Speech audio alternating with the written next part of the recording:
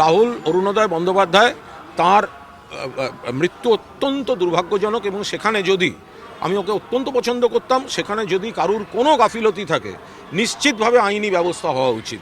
কেন সুরক্ষা থাকবে না? কেন?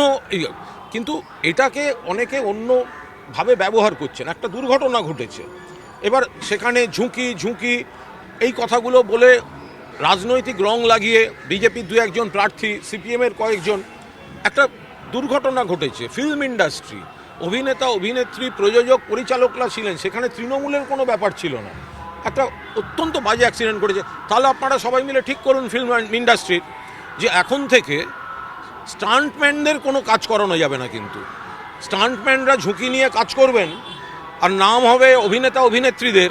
কেন হবে? স্টান্টম্যানদের ঝুঁকি নিতে হয় না? কোথাও কোনো যদি দুর্ঘটনা ঘটে যায়, এ তো জেনে শুনে তারা ঝুঁকি নিচ্ছেন। ঝুঁকি আছে বলেই তো নায়ক করছেন না সেটা, আর একটা লোককে তার জীবনের বিনিময়ে ঝাঁপিয়ে পড়তে হচ্ছে, বাইক অ্যাক্সিডেন্ট করতে হচ্ছে, কাঁচের টেবিলে পড়তে হচ্ছে। তাহলে সেগুলো একসঙ্গে বন্ধ হোক, ঝুঁকি বন্ধ হোক, কোনো রকম অ্যাকশান থাকবে না, সবাই দাঁড়িয়ে দাঁড়িয়ে অভিনয় করবেন, সেটা একদম পাকাপাকিভাবে সেটা হোক। তাহলে স্টান্ট থাকবে কেন? সেখানে তো ঝুঁকি আছে, তা সেগুলো নিয়ে তো কেউ বলছেন না। তাহলে স্টান্টম্যান যারা আর নাম হয় তারা প্রচণ্ড লাফালাফি করলেন, না পরে এসে হাত নাড়লেন হচ্ছে অভিনেতারা।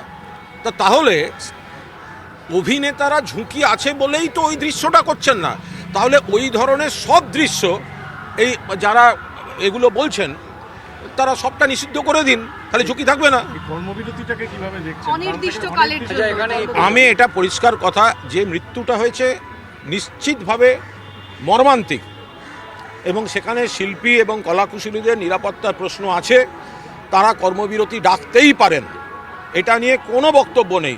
কিন্তু তারা যেন লক্ষ্য রাখেন এই সময় যেহেতু ভোট, ফলে তাদের মধ্যে থেকে কেউ কেউ ইস্যুটাকে রাজনীতিতে ব্যবহার করছেন এবং তৃণমূলের বিরুদ্ধে বিষ ছড়াতে। এর সঙ্গে তৃণমূলের কোনো সম্পর্ক নেই, একটা ইউনিট তারা শুটিংয়ে গেছেন, তো সেই শুটিংয়ে যাওয়ার পর সেখানে প্রযোজক পরিচালক কলাকুশলী তারা আছেন, তার সঙ্গে তৃণমূলটা কোথায়?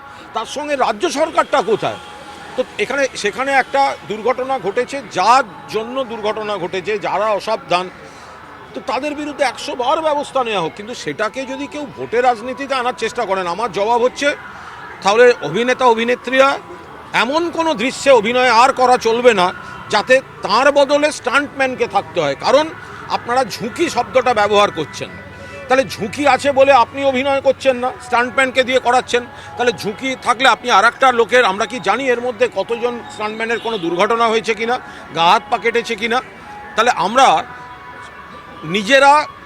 নিজেদের ইমেজ বাড়াবার জন্য মারপিট লাফালাফির জন্য ঝুঁকি নেব, ঝুঁকিতে আর একজনকে ঠেলে দেবো, আর কোনো দুর্ঘটনা ঘটলে ঝুঁকির জন্য আমরা কর্মবিরতি ডাকবো, সেটাও ভেবে দেখবেন। এই কর্মবিরতি নিয়ে আজকে শ্রীরেখা মিত্র তিনি সকালবেলা টুইট করেছেন যে আর্টিস্ট ফোরাম স্ট্রাইক ঘোষণা করলো, সাধারণ টেকনিশিয়ান যাদের ডেইলি ওয়েজেস যৎসামান্য তাদের কি করে চলবে?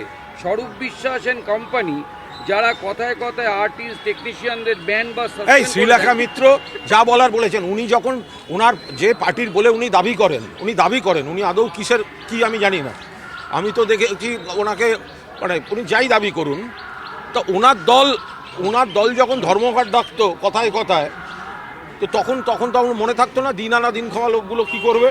এবার এরা যদি মনে করে যে রাহুল বন্দ্যোপাধ্যায়ের মৃত্যুকে কেন্দ্র করে তদন্তটা যথাযথ হোক, তারা একটা ডেকেছেন, আমরা তার মধ্যে রাজনৈতিক মন্তব্যই বা করবো কেন? আমি তো তার পক্ষে বিপক্ষে কোনো মন্তব্যই করব না।